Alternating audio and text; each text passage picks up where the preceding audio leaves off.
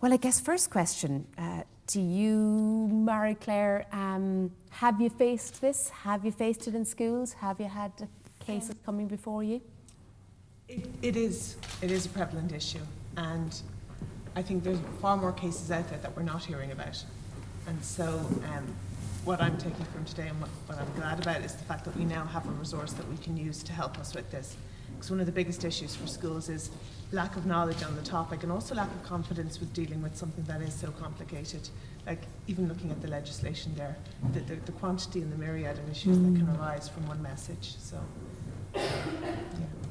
And as a teacher, Joanne, do you, as part of you thinking, oh my God, I wouldn't know where to start with this, or what's your reaction to it? Because even when I think Brian was saying, people are advised first thing go to the Gardaí, but in many ways it's more nuanced than that. As he said, it's kind of up to the sort of message that's involved, the kids who are involved, all of that.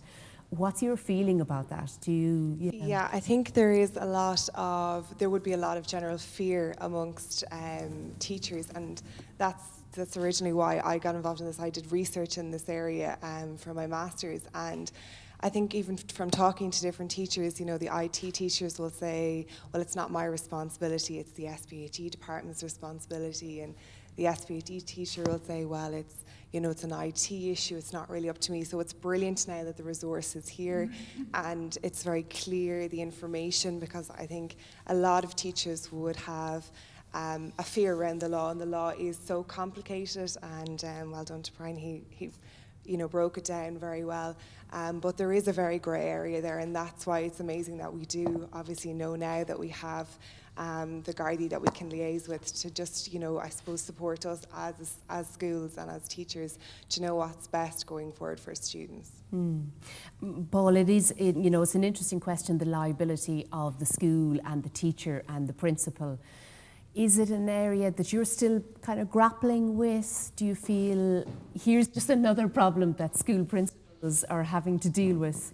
I mean, in some cases, I imagine it could be argued that if this didn't happen on school property, for example, if this is happening out in the World Wide Web and it's texting at night time, is it a problem? I think we have to adopt the position that it is our problem because it's affecting students that are in our school. And I think compliments to Helen Ryan, because what she said is very relevant. When this comes to the fore, panic and stress sets in with the students. And I think our main priority is to look after the well-being of the students involved. Now, if it's two students who are involved, it's not just the person whose image has been put up there, it's the person who's put the image up. I think they're both at risk.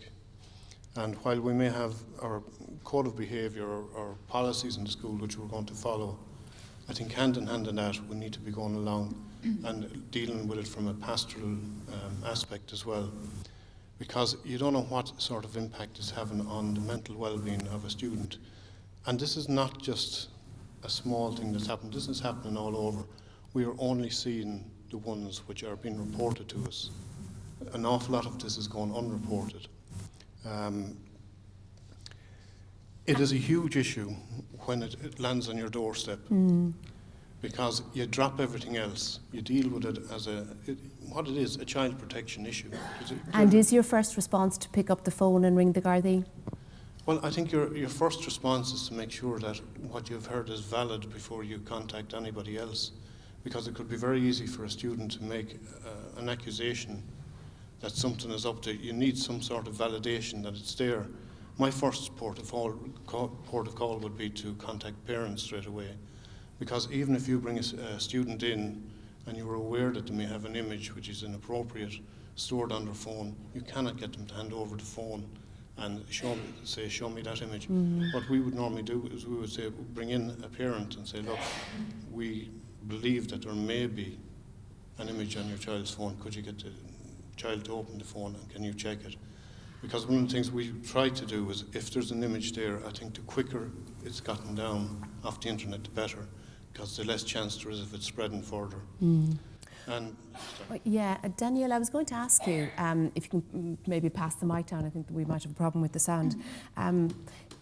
from a parent's point of view, do you know, or indeed if anyone else wants to answer this as well, are parents panicking about it? Are our parents aware to what extent, to how serious it can be? As Brian says, you know, potentially you could end up in the sex offenders register. Or what's the sort of feeling, do we know, from parents? Well, from my work with teachers and with principals, and as Brian said, parents always are the first port of call, and it can be difficult for school management and leaders sometimes in communicating to parents what has happened in a particular sexting incident, especially if parents aren't up to speed with technology and with what their child might be engaging in, if they don't know that their child is in a relationship. And it can be quite traumatic and daunting for parents. And a key piece of learning for me was always young people nowadays are digital natives, and we are trying to learn the language and keep up to speed with them. So it can be one of two things really. As I said, parents may not know what is going on, and that can be distressing them when an incident of this nature occurs. But also I think as these incidents are becoming more high profile, they are occurring in schools, parents want more information. They want to know how to support their children, and they want to know then how they can, what skills they can utilise to try and keep up to speed with what their children are involved in. Bernadette, just, and you know, Paul touched on it there, if you say, can I take the phone, or do you think teachers are aware of the sort of the protocol around this area? Because I'm assuming if I were a teacher and I were to take the phone or take a picture, then I would think I'm keeping the evidence, but in fact what I may be doing is I could put myself in a dangerous position then.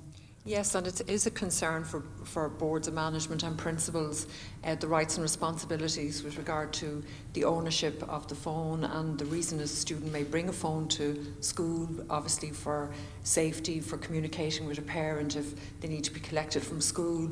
So again, it goes back to the point that was raised earlier about the policies, the need to have clear policies in the school around social media, the use of a phone, the protocols around a phone, and for the parent and the student to understand that if they breach that policy, there is a consequence, be it that the phone is taken away up until the end of the school day and is returned to the student, or again, as Paula said, accessing data on the phone. So again, we go back to the policies in place, ensuring all our boards of management are compliant with regard to the relevant bullying, anti-bullying and supporting the guidelines and ensuring that there is that protocol. Again, supporting everybody in the school community, the parent, the guardian, the student, and ensuring that respect and dignity is understood in all aspects of our interaction on a daily basis, be it through social media, through using a phone, or in our daily communications, that's upheld. Joanne, do you think, you know, because you're in a mixed school, is there a sense that girls might be under pressure from boys to, you know, send photos? Do you hear about that at all? Yeah, absolutely. And I think probably the worrying aspect now is that before we would have believed that it was within a relationship, that's where the pressure was, that it was boyfriends and girlfriends sending sex to each other. But unfortunately now what we're actually being faced with, it's that there's a pressure now for young girls and young boys to send these pictures or these images to actually get into this relationship. So it's actually before the relationship begins, and it's before the trust is there. And unfortunately, teenagers are putting themselves into this situation. So that's very worrying as well. Is there, Marie-Claire, kind of, I don't know, maybe a double standard about them as well, that sometimes if the guy sends the photo, it's all bravado and great and he's got a collection of photos, but if the girl sends it, then she's the slut and, you know, slut shaming and all of that goes on? Yeah, I definitely think so. Teenagers, I had this conversation with one of my senior classes last week, and the double standard that exists in society is for them very problematic. The fact that lad culture, they get away with it, it's fine, and then offensive terms are applied to girls who do the same thing. So teenagers are very justice orientated. You know, they like a level playing field, and unfortunately society currently doesn't have that, so we're trying to address that. And was there any sense, as Joanne was saying there, that girls were feeling under pressure even at the start of a relationship to sort of send photos, and this is even before, you know, they've had a conversation about whether they're girlfriend and boyfriend? Have they spoken about that at all? Maybe they haven't. That hasn't arisen in class, but I think it's been normalised as behaviour in society, and so it's not questioned by them as being maybe questionable behaviour or something they shouldn't do unless they're in a relationship and there's trust there. So I think one of the issues for teachers in talking about this and dealing with this is that we don't normalise the behaviour, and so that's a huge challenge for schools. Yeah, good point. Also operating under many different policies, an RSE policy, a safe internet use policy, a code of behaviour policy, in conjunction with the ethos of the school. That's a huge issue in the class. Danielle, you know, listening to Brian talking about Acts 19, what was it, the one you quoted? Maybe it was the Child Pornography Act 98. You know, do you kind of think our legislators are way behind us on all of this? And is there a feeling that maybe our legislators mightn't even want to get their toes in the water with this one? I think the legislation, as Brian said, it will be updated in the near future, and I know it is a priority for the Law Reform Commission at the minute.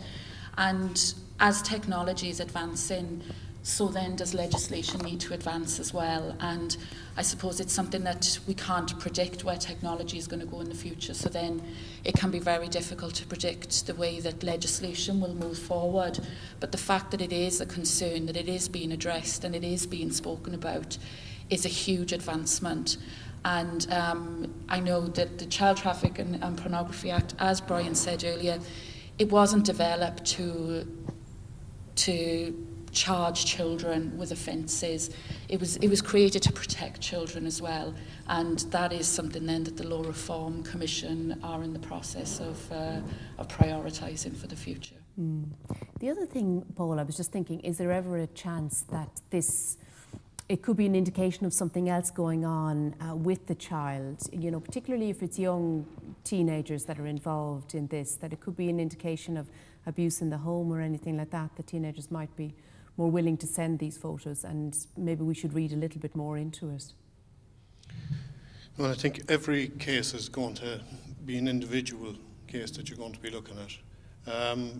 We would be aware that there will be certain triggers that may make us think that, and if we have any suspicions at all that that's happening, we would be moving to inform the Gardaí and informing TUSLA as well.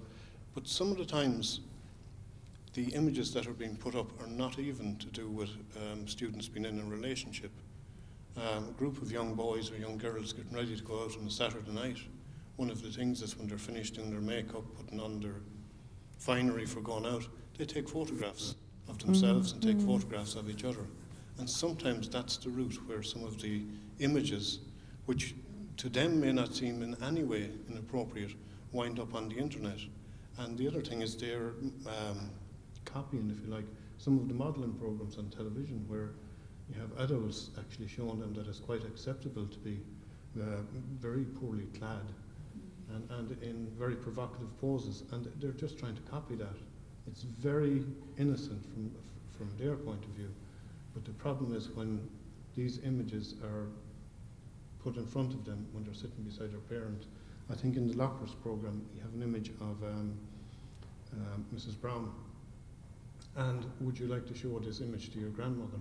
And I think to get that message out that you're not putting something up which you don't want your grandmother or your mother or your father, that you wouldn't be happy to show to them.